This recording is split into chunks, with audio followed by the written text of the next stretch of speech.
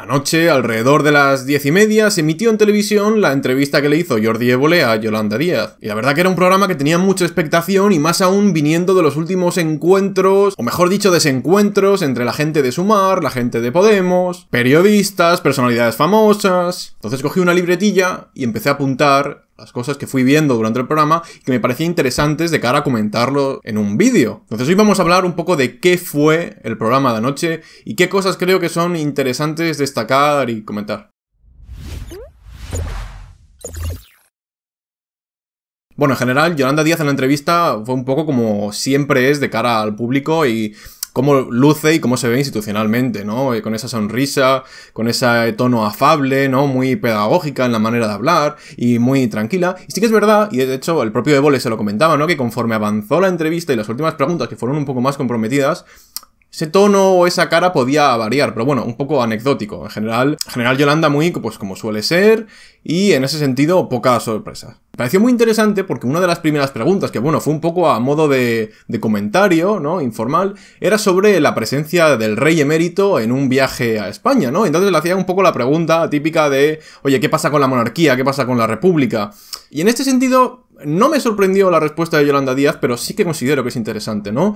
Básicamente respondió de una manera muy cuidadosa y de una manera muy sin mancharse las manos, digamos. Dijo que obviamente que creía que la monarquía como institución tenía que rendir cuentas y tenía que ser transparente, pero tampoco fue mucho más incisiva ni mucho más agresiva. Cuidó un montón la manera de referirse a la monarquía como institución. Y esto creo que es interesante, ¿no? Porque sí que puede destacar, sí que puede contrastar un poco con respecto a las posiciones antimonárquicas de otros grupos como pueden ser, yo que sé, Podemos o Izquierda Unida, que suelen ser mucho más incisivos y suelen ser mucho más claros, ¿no? Suelen ser muchos más despectivos con respecto a la institución. Entonces, pese a que sí que dijo que su intención era que en España hubiera una república y un jefe del Estado elegido democráticamente, de hecho propuso a Iñaki Gabilondo, lo cierto es que lo dijo de manera un poco ambigua y dejándolo a 10 años vista. Por lo tanto, sí que me pareció muy interesante y creo que es una tónica que se repitió durante toda la entrevista, y es que para mí es un claro mensaje al elector y al votante indeciso del PSOE, ¿no? Ese votante socialista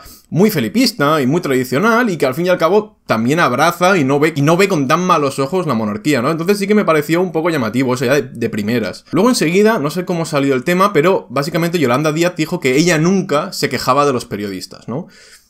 Claramente estaba haciendo referencia, ¿no? Y estaba lanzando un dardo a Pablo Iglesias, que cualquiera que le siga mínimamente en Twitter o en sus redes sociales ve cómo ha emprendido un poco esa disputa o ese combate contra los medios de comunicación tradicionales, los periodistas tradicionales. Entonces, llamaba mucho la atención, ¿no? Que ella de repente dijera que ella no se quejaba nunca, ¿no? De lo que hacían los periodistas. Entonces, sí que es verdad que tú personalmente puedes decir, hostia, qué cobarde, ¿no? Coger y decir eso cuando obviamente hay periodistas y hay cosas muy criticables, ¿no? Pero políticamente se puede entender, ¿no? Que tome esa decisión, ¿no? Que intente de alguna manera hacer aliados, aunque pues obviamente haya periodistas o no lo merezcan. Pero yo creo que en este caso Yolanda Díaz era perfectamente consciente de lo que le venía mejor, ¿no? Entonces, en lugar de hacer enemigos, como ha podido hacer últimamente Pablo Iglesias, que ojo, nos puede parecer moralmente o éticamente correcto, pero sí que es verdad que hacer amigos en lugar de hacer enemigos, pues te puede ayudar, ¿no? Y pues yo creo que en ese sentido Yolanda Díaz es consciente y lo sabe.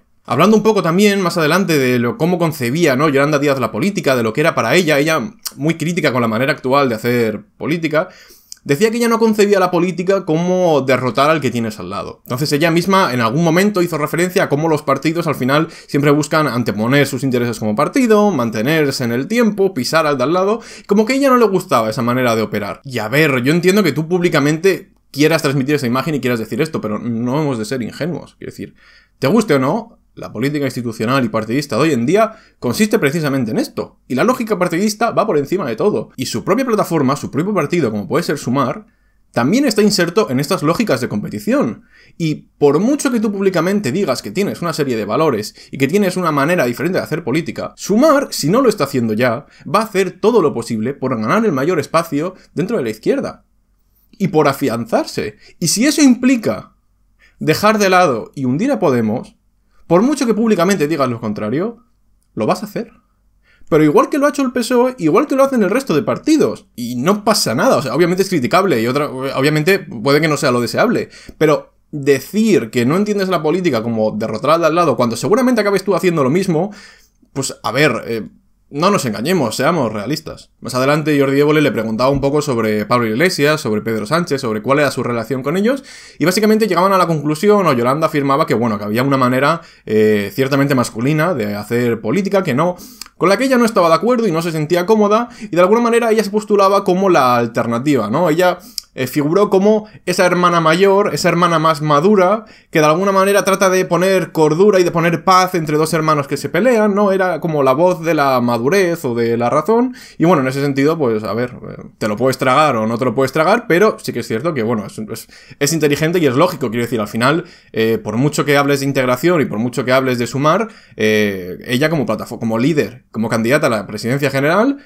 tiene que desmarcarse y tiene que de alguna manera posicionarse como algo diferencial, tanto a Pablo Iglesias como al Partido Socialista. Va a competir contra ambos, por mucho que al final consigan ir con Podemos juntos. Entonces, bueno, esto es lógico, ¿no? Que recurriera a eso.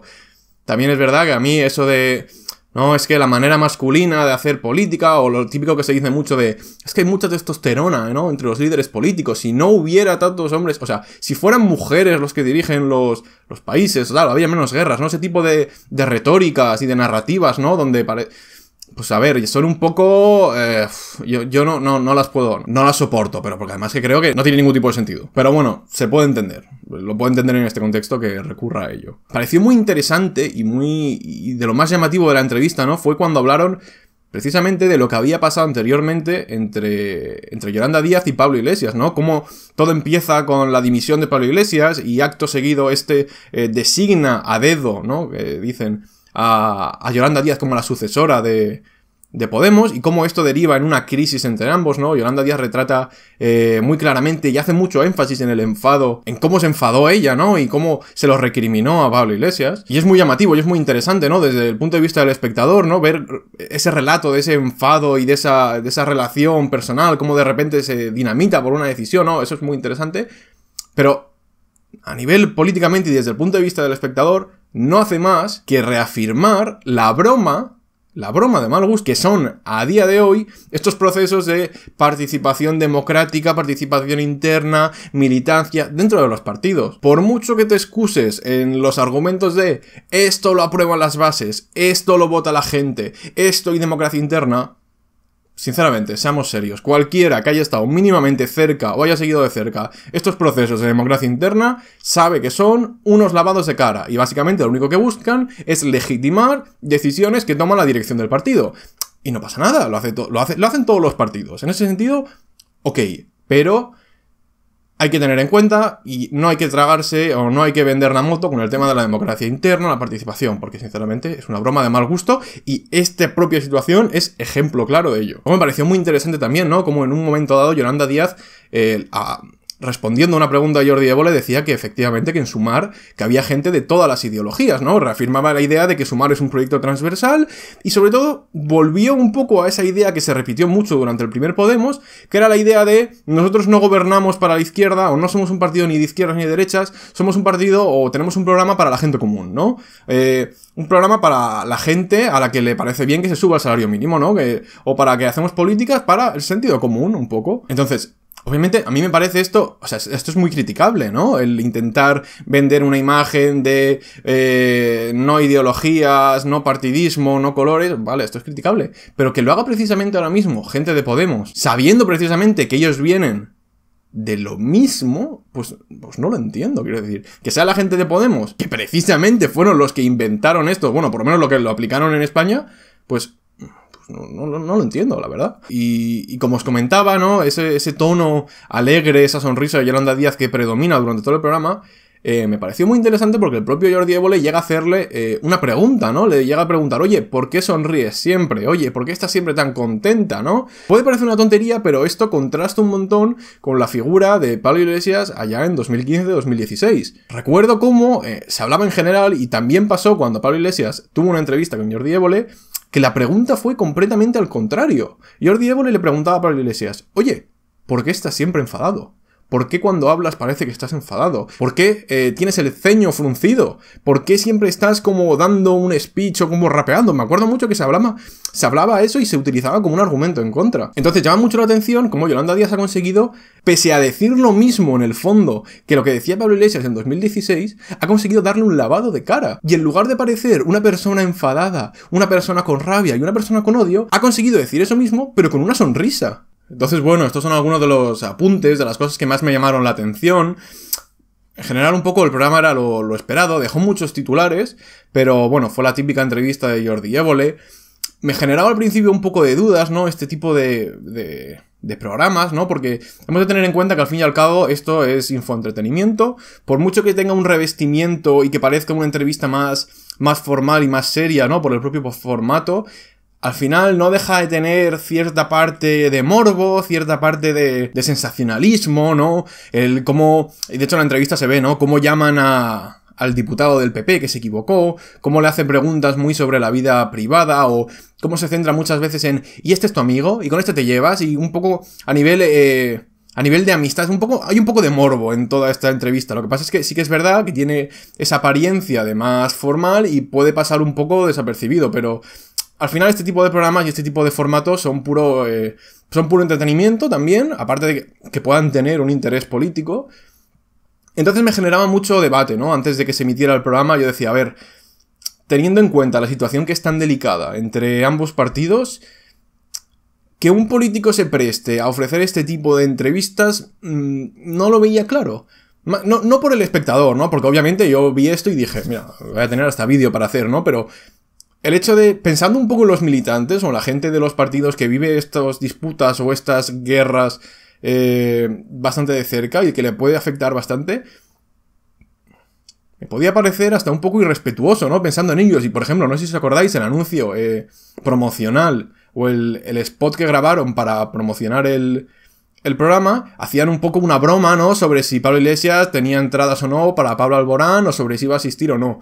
Ese tipo de cosas y de bromas, por una parte puedo entender que están bien para rebajar tensión y para, pues no sé, reírse, ¿no? Como una manera de quitarle peso al asunto, pero luego piensas en el militante, que sinceramente lo puede estar pasando mal o que lo puede afectar de cerca, y dices, joder, es una frivolidad hablar de estas cosas de esta forma. Entonces, bueno, no sé qué os parece a vosotros, puede ser un buen tema para debatir en los comentarios. Nada, estas han sido las cosas que he podido identificar y que he podido ver en líneas generales. Me podéis comentar cuáles han sido vuestras opiniones o vuestras percepciones al respecto. Y bueno, si os ha gustado este tipo de vídeos y queréis más adelante otro tipo de análisis, o no sé cómo decirlo, no sé si son este tipo de resúmenes, ¿no? O de crónicas acerca de estos eventos, de estos sucesos más concretos, pues sin ningún problema. Así que nada, comentadme qué os ha parecido, dejad un like y si ya os suscribís, pues mira, ya me hacéis el favor. Esto ha sido todo y nos vemos en el próximo vídeo.